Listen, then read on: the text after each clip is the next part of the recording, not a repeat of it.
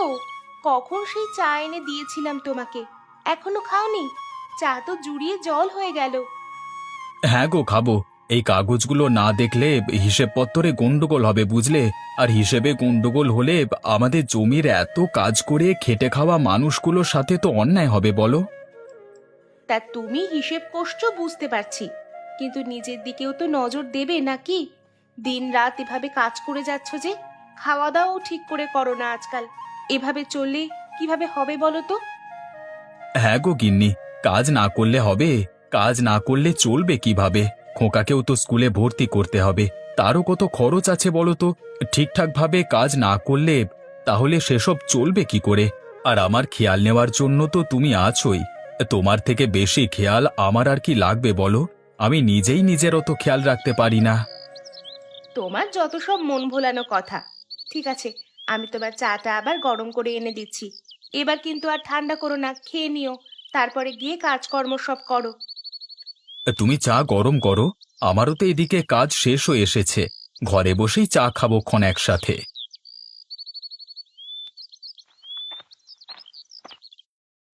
হ্যাঁ গো, তুমি কি কিছু নিয়ে আজকাল খুব চিন্তায় আছো? তোমাকে কেমন যেন লাগছে বেশ কদিন ধরে। চিন্তার কি আর শেষ আছে গিন্নি?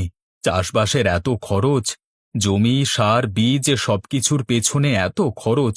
জমিতে ওরা সব কাজ করে, ওদেরও তো একটা খরচ আছে। তার উপর কদিন ধরেই শুধু লোকসান হয়ে যাচ্ছে। সবকিছু মিলিয়ে খুব ভাবনা হয়, জানো তো। এসব না বন্ধ হলে তো চাষবাস সব বন্ধ করে দিতে হবে। তুমি অত ভেবো না গো, দেখবে সব ঠিক হয়ে যাবে। সব কিছুতেই ভালো মন্দ সময় আসে, সব মিলিয়ে গুছিয়েই তো চলতে হবে। তুমি ধৈর্য ধরো, এত উতলা হয়ে যেও না। বাজারের অবস্থা বিশেষ ভালো নয় গো গিন্নি। ওই তো শুনেছিলাম বিধানরা একবার নাকি জমিতে দেওয়ার সার নিয়ে কিসব করেছে। এই নিয়ে বিরাট ঝামেলা হয়েছে গ্রামে। চাষ করবার সামগ্রী নিয়ে এত সমস্যা, তার উপরে যদি ভেজাল জিনিস বাজারে আসে, বুঝতে পারছো কি অবস্থা হবে?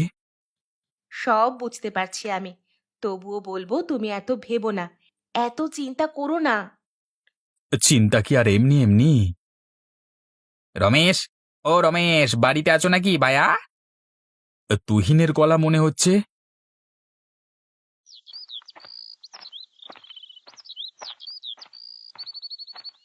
আরে তুহিন, তুই হঠাৎ? কোনো খবরও নেই, কিছুই নেই। কেন রে, তোর বাড়িতে আসতে হলে আগে থেকে খবর দিয়ে আসতে হয় নাকি? খবর না দিলে বুঝি তুই থাকতে দিবি না? আরে তোর শয়তানি গেল না বল?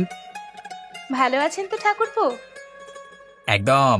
আর রমেশকে দেখে একদম চাঙ্গা হয়ে গেছি। আপনি আগে বসুন, ঘেমে নেই তো একশেষ অবস্থা। আরে এসব ঠিক আছে তো? তুই তো এভাবে ঝপ করে চলে আসবার মতো ছেলে নোস। বাড়িতে সবকিছু ঠিকঠাক আছে তো? তুই খামোকা এত ভাবছিস?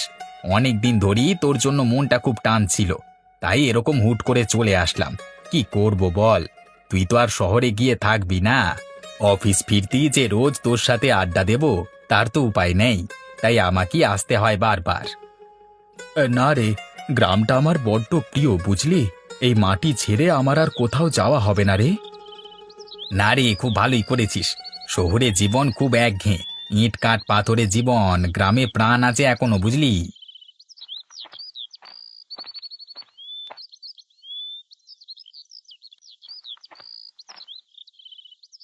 বৌদি, এত কিছু এখন খেলে রাতে তোমার হাতের রান্নাটা যে আর খাওয়া হবে না। সব হবে। এত দূর থেকে এসেছেন, রাস্তায় এত কিছু খাওয়া দাওয়া হয়েছে বলে মনে হয় না।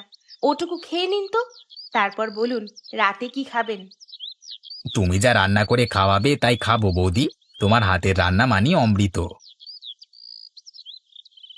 আহা, মাংসটা যা রেঁধেছো না বৌদি, একেবারে অমৃত। তাহলে আর দুটো মাংস দিই? আর একটুও না, এই প্রচুর খেয়ে ফেলেছি। তুমি রান্না করেছো মানি তো আমার বেশি খাওয়া হবে, এর অন্যতা কখনো হয় না। আর জানিস তো রমেশ, ওখানে থাকলে তো বেশিরভাগ সময় বাইরে খাই। বাইরের খাবার খেয়ে খেয়ে জিভ পচে যায় একদম। এখানে এসে বৌদির হাতের রান্না খেয়ে পুরো চাঙ্গা হয়ে যায়। তাহলে এবার বিয়েটা করুন ঠাকুরপো। কতদিন আর বাইরে খাবার খেয়ে কাটাবেন বলুন তো? সে হবে ক্ষণ বৌদি, এখনো কত কি করা বাকি। সেসব হোক, তারপরে বিয়ে তো আছেই। হ্যাঁ রে তুহিন, তোর শঙ্কুতার কথা মনে আছে? বলিস কি রে, মনে থাকবে না আবার? আমাদের সেই প্রতি মাসের ফিস্টির জোগাড়টা তো উনিই করতেন। ফিস্টি? সে আবার কিরকম? সে গল্প তো শুনিনি কখনো। সে কি রমেশ, তুই বৌদিকে বলিসনি কখনো? শোন তাহলে, আমরা স্কুলের 3 বন্ধু মিলে প্রতি মাসে ওই যে গোবরাদের পুকুরের ধারটা আছে না, ওখানে রাতে ফিস্টি করতাম। আর ফিস্টির খাবার ছিল বাঁধা ধরা মাংস পোড়া, আর সেই মাংসের যোগান দিত শঙ্কুদা।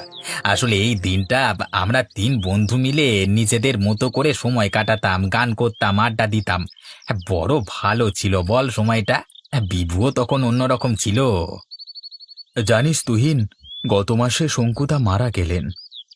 কি বলছিস কি? হ্যাঁ রে, খুব কষ্ট পেয়েছে লোকটা মারা যাওয়ার আগে।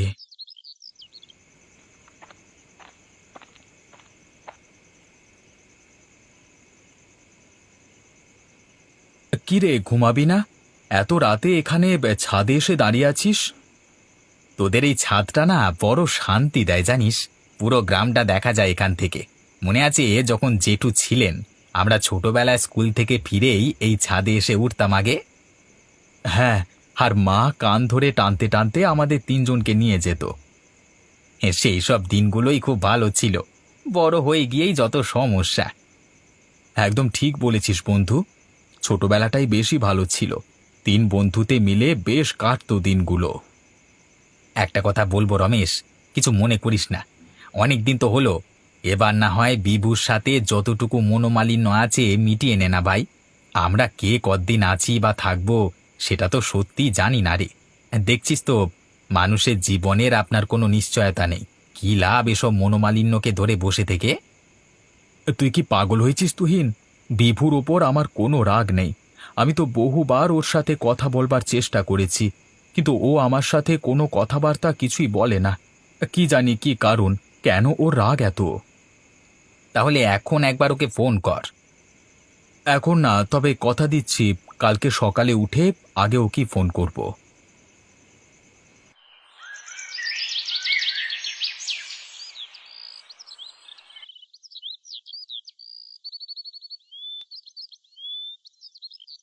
হ্যাঁ, কে? আমি রমেশ বন্ধু। কতদিন পর তোর সাথে কথা বলছি। খবরটা পেলি তো? শঙ্কুদার নেই। শুনেছি। খুব খারাপ লাগলো। কেমন করে যে সবকিছু শেষ হয়ে যায়। হ্যাঁ রে, শঙ্কুদার নেই, ভাবতেই মনটা ভেঙে যাচ্ছে। কিন্তু তুই কোথায় চলে গেলি বিভু? এতদিন ধরে কোনো খোঁজ খবর নেই। জানি রে রমেশ, আমি ঠিক করিনি, কিন্তু ব্যস্ততার মধ্যে তোর সাথে আর সেভাবে যোগাযোগ রাখা হয়নি। কিন্তু আমরা তো একে অপরের জন্য সবসময় ছিলাম। তুই কি একবারও ভাবিসনি আমাদের কথা? এই শোন, অনেক হয়েছে। তোর যতই ব্যস্ততা থাকুক না কেন, আজকে সন্ধেবেলায় তুই এখানে আসবি। চল না ভাই, আবার 3 বন্ধু মিলে কিছুটা সময় একসাথে কাটাই। দেখছি রে, অফিসের ব্যাপারটা যদি সামলে নিতে পারি তাহলে সন্ধেবেলা ঠিক যাব।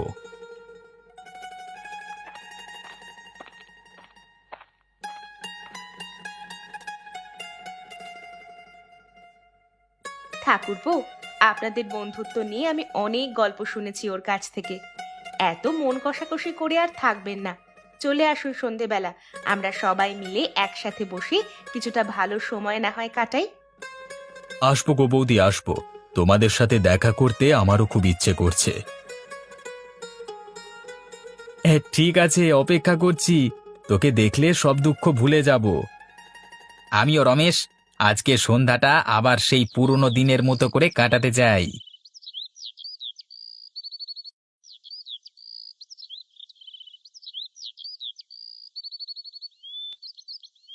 কি হলো ঠাকুরপো, এত চুপচাপ কেন? এমনি অনেক কিছুই ভাবছিলাম গো বৌদি। কি ভাবছেন এত? ছোটবেলার কথা ভাবছিলাম। নিজের মাকে তো বহু ছোটবেলাতেই হারিয়েছি। কাকু কাকিমাই ছিলেন আমার কাছে। মা বাবার মতো যেমন তাদের আদর পেয়েছি, তেমন বকাও খেয়েছি। কত বছর হয়ে গেল, আজকে ওনারাও নেই, সবাই চলে যায় বৌদি। চলে যাওয়াটাই তো জীবন ঠাকুরপো। কিন্তু তোমার আজ হলো কি বলো তো? এভাবে একা একা দাঁড়িয়ে দাঁড়িয়ে এত গম্ভীর গম্ভীর কথা ভাবছো। তোমাকে তো এভাবে আগে কখনো দেখিনি। মন খারাপ বুঝি?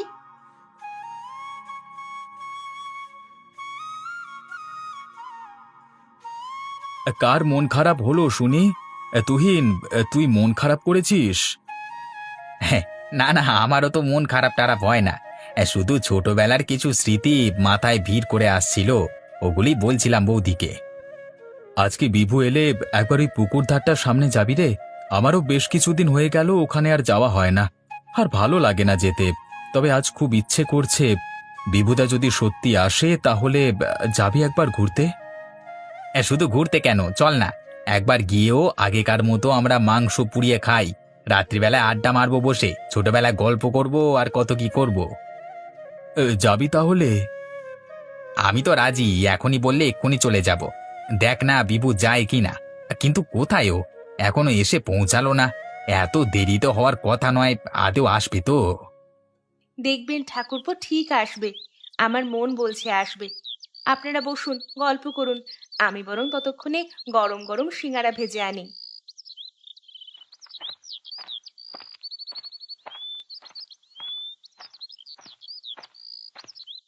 ওই তো বিভু ঠাকুরপো এসে গেছেন। একদম সময় মতো এসেছেন ঠাকুরপো। গরম গরম সিঙ্গারা ভাজা চলছে, সবাই মিলে একসাথে খাওয়া যাবে। লজ্জা লাগছে গো বৌদি, এতদিন হয়ে গেল তোমাদের সাথে দেখা হয়নি, আজকে এতদিন পরে আবার এখানে এলাম। কিসের লজ্জা রে? বন্ধুর বাড়িতে আসবি, তাতে আবার লজ্জা কিসের? তুই আবার আজকাল লজ্জা লজ্জা পাচ্ছিস নাকি? হ্যাঁ রে রমেশ, বিভুটা তো একদম পাল্টে গেছে রে। বিভু নাকি লজ্জা পাচ্ছে, এও আমাদের বিশ্বাস করতে হবে বল? তোর আর এই মশকরা করবার অভ্যেসটা গেল না, সেই আগের মতোই রয়ে গেছি সেখানে। কি করব বল, তোরা সবাই এত গম্ভীর হয়ে গেছিস, একজনকে তো অন্তত পক্ষে লাগবে যে মশকরা করতে পারবে। আসুন ঠাকুরপো, বসুন। অনেকটা রাস্তা তো ক্লান্ত হয়ে গেছেন নিশ্চয়ই। ক্লান্তি তো এতদিন লাগছিল বৌদি, আজকে এদের দুজনকে দেখে সব ক্লান্তি আমার উড়ে গেছে। তাহলে বল, তোকে ফোন করে ধমক দিয়ে এখানে ডেকে এনে আমরা ভালো করছি কিনা? ভাগ্যিস ফোনটা করেছিলিস। বিশ্বাস কর, কিছুদিন ধরে আমারও খুব মনটা ডাকছিল রে তোদের জন্য। আপনারা তিন বন্ধু মিলে বসে গল্প করুন, সিঙ্গারাগুলো আমি ভেজে নিয়ে আসি, আর তার সাথে গরম গরম চা। কি চলবে তো? চলবে মানে? বুঝলি বিভু, বৌদির হাতের রান্না তো খাসনি এখনো। বৌদি যা রান্না করে না, খেতে বসে তোর মনে হবে অমৃত খাচ্ছিস। বেশ তো, আজ তাহলে বৌদির হাতে সেরা রান্নাটাই আমরা খাই। বিভু, আজ আবার ওই আগের মতো ওই পুকুর ধারটার কাছে যাবি? তিন বন্ধুতে মিলে চল না, ওইখানে আবার মাংসের আসর বসানো যাক। কি বলিস তোরা? তুই আমার মনের কথাটা বলে ফেলেছিস। বিভু চল না রে, যাই আজকে। চল, আজকে তিন বন্ধু আবার আগের মতো পোড়া মাংস রান্না করব, খাবো আর গল্প করব, তারপর আড্ডা দেবো।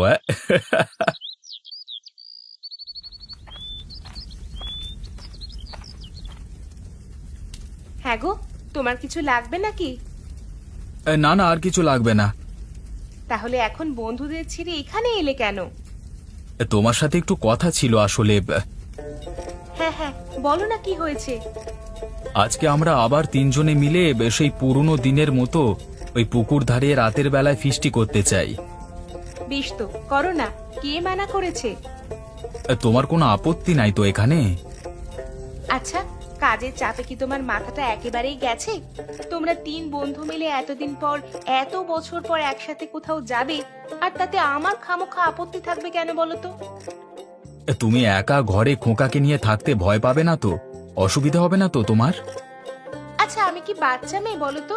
একা ঘরে থাকতে ভয় পেতে যাব কেন?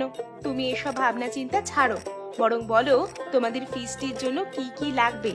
আমি বরং সেগুলো তোমাদেরকে গুছিয়ে দিই ভালো করে, নয়তো এই রাত দুপুরে গিয়ে কোথা থেকে কি পাবে তার কোনো ঠিক ঠিকানা নেই। বলো তো দেখি তোমাদের কি কি লাগবে। হ্যাঁ রে, অসিতদার আচারের দোকান এখনো আছে, মনে আছে? আচার চুরি করতে গিয়ে সেবার কি মারটাই না খেয়েছিলাম। মনে আবার থাকবে না? একে তো অসিদ্ধার মার, তার উপর বাড়িতে গিয়ে কাকিমার কাছে আরো উত্তম মধ্যম, ওরে বাবা। সব এই শয়তান রমেশটার জন্য। সেদিন কিভাবে আমাকে বলেছিল মনে আছে? ওই কথার জন্যই তো সেদিন চুরি করতে গেছিলাম। অমনি আমার নামে দোষ দিলি তো? তুই আচার খেতে ভালোবাসিস আর এদিকে টাকা নেই, সেজন্য বাধ্য হয়ে গিয়ে দোকান থেকে আচার চুরি করতে গিয়েছিলিস। এতে আমার দোষটা কোথায় শুনি? তোকে গিয়ে আমার মাকে বলতে গিয়ে বলেছিল যে আমি আচার চুরি করতে গিয়ে মার খেয়েছি। আচ্ছা তুই বল তুহিন, আমি যদি না বলতাম কাকিমা কি বুঝতেন না? হাতে পায়ে যে মারের দাগগুলো ছিল, সেটা কি কাকিমা চোখে দেখতে পেতেন না? তুই খামোকা আমাকে দোষ দিয়ে যাস না সব সময়। আচ্ছা আমি বা কি করে জানবো বল যে সব শুনে তুই কাকিমার হাতে আবার ধোলাই খাবি? পুকুরটা এখন আর আগের মতো নেই রে, জলও বেশ কমে গেছে। জানিস, এই পুকুরটা দেখলেই শঙ্কুদার কথা মনে পড়ে। শঙ্কুদা না থাকলে আমাদের মাংস পোড়া ফিস্টির আসরটা ঠিক জমতো না। হ্যাঁ রে, শঙ্কুদার সাথে কাটানো সেই রাতগুলো সত্যি অন্যরকম ছিল। কত গল্প, কত আড্ডা, আজকে মনে হচ্ছে যেন সবটাই স্বপ্নের মতো। কিন্তু আজও আমরা ঠিক সেই পুরনো দিনের মতো আসর বসাবো। শঙ্কুদা আমাদের সাথে না থাকলেও ওর স্মৃতিটা তো আমাদের সাথে সবসময় আছে।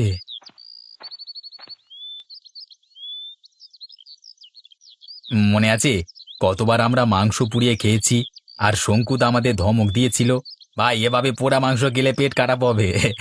আর আমরা সেটা শুনেই উল্টে আরো বেশি করে মাংস পোড়াতাম।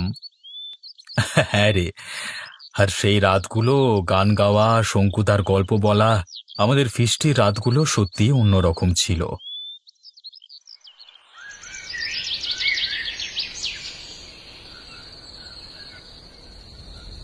মনে আছে সেদিন শঙ্কুদা আমাদের জন্য মাংস পোড়ানোর সময় কিভাবে হাত পুড়িয়েছিল? সেসব কি আর বলা যায় রে? তারপর সেবার মশা কামড়াচ্ছে বলে কি বকবকটাই না করলো সারা রাত্রি ধরে। শঙ্কুদার কথা খুব মনে পড়ে। তোদের সাথে তো সেভাবে শঙ্কুদার কোনো যোগাযোগ ছিল না। আমি দেখেছি মানুষটাকে। শেষের দিকে তোদের দুজনের কথা প্রায়ই বলতেন। আমার মনে হতো কখনো সময় সুযোগ করে তোদের দুজনকেই একসাথে ডাকবো। দেখ, আজকে সেরকমই একটা দিন, কিন্তু শঙ্কুদা আর নেই। মাঝে মাঝে কতকগুলো দিন চলে গেছে, তাই না রে? আমরা তিনজনে মিলে সময় কাটাইনি, গল্প করিনি, যে যার মতো থেকেছি। এসব কথার মাথায় রেখে লাভ নেই ভাই। কি হয়নি, কি হতে পারতো, সেসব নিয়ে ভেবে কি কোনো লাভ আছে বল? কিন্তু তুই যে এসেছিস, এটাই তো সব থেকে বড় ব্যাপার। আচ্ছা সত্যি করে বলতো, তুই পোড়া মাংসের লোভে এখানে এসেছিস না? পুরোটাই তো লোভে পড়ে এসেছি। তোদের সাথে দেখা করবার লোভ, তোদের সাথে কিছুটা ভালো সময় কাটানোর লোভ। হ্যাঁ হ্যাঁ, পোড়া মাংসটাও তো আছে। সত্যি বলতে কি, তোদের সঙ্গে সময় কাটানোর মজাটাই আলাদা। পুরনো দিনগুলো আবার ফিরে এসেছে যেন। এই আগুনটা যেমন জ্বলছে, আমাদের বন্ধুত্ব তেমনই থাকবে। পুরো সময়টা যেন আবার ফিরে এসেছে বল। আমি তো ভাবতেই পারছি না এইভাবে আমি আবার এখানে বসে আছি তোদের সাথে। হ্যাঁ রে, আমরা তিনজনই ঠিক যেমনটা ছিলাম তেমনটাই আছি। সময়টা বদলে গেছে, কিন্তু আমাদের বন্ধুত্বটা কিন্তু একই রকম আছে। তোর মনে আছে একবার মাংস এত বেশি পুড়িয়েছিলাম যে খাওয়ার যোগ্যই ছিল না? আরে হ্যাঁ, তারপরও আমরা খেয়েছিলাম, কারণ খাবার ফেলে দেওয়ার উপায় ছিল না। শঙ্কুদা বলেছিল খাবার ফেলা মানে পাপ। শঙ্কুদা কত ভালো লোক ছিলেন। উনি না থাকলে হয়তো আমাদের ওই দিনগুলো এতটাও মনে থাকতো না। মানুষটাকে শেষবারের মতো দেখতেও পেলাম না আর। আজকে মনে হচ্ছে সত্যি অনেক কিছু বদলে গেছে। সময় তো বদলাবি বিভু, কিন্তু আমরা তিনজন যদি একই রকম ভাবে থেকে যেতে পারি, তবে অন্তত আমাদের বন্ধুত্বটা কোনোদিন বদলে যাবে না। এই ইট কাঠের জীবনে আমাদের এই বন্ধুত্বটা একদম এক মুঠো কচি ঘাসের মতো। আর সত্যি বলতে, রমেশ গ্রামে আছে বলি হয়তো এর পরেও আবার আমরা গ্রামে আসব। শহরের যান্ত্রিক জীবনযাত্রা থেকে মুক্তি পেয়ে শুধুমাত্র নিজেদের জন্য, নিজের সাথে সময় কাটানোর জন্য আমরা হয়তো আবার ফিরে আসব এখানে। আর যতদিন আমরা এই গ্রামে ফিরে আসব, ততদিন আমাদের ছোটবেলা, আমাদের বন্ধুত্ব কোথাও হারিয়ে যাবে না। বিভু, আমার না কেমন কেমন লাগছে বুঝলি? আমাদের তুহিন কি না এত গম্ভীর গম্ভীর কথা বলছে। আমরা কি ঠিক শুনছি? বলছি যে তুই ঠিকঠাক আছিস তো ভাই? শরীর খারাপ লাগছে না তো তোর?